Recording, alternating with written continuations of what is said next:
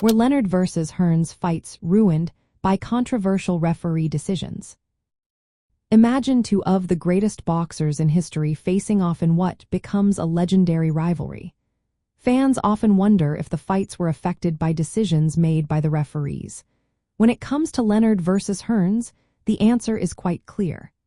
These bouts are remembered for their fierce competition and incredible skill, not for questionable officiating. The first fight in 1981 is considered one of the most exciting in boxing history. Leonard was behind on points but managed to stop Hearns in the 14th round. The referee's stoppage was seen as fair because Hearns was taking heavy punishment and couldn't defend himself properly. There was no major controversy about the referee's decision.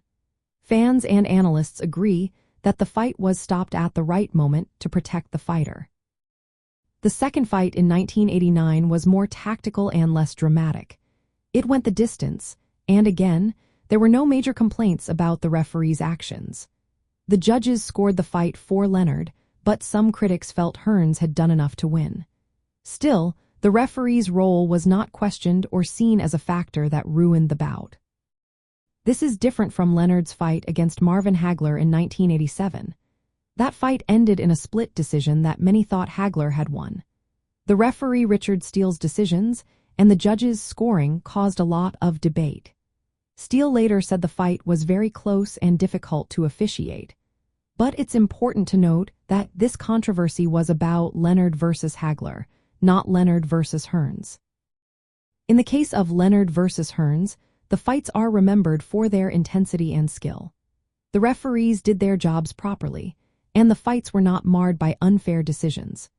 These bouts show how great rivalries can be built on the fighters' performances, not on officiating errors.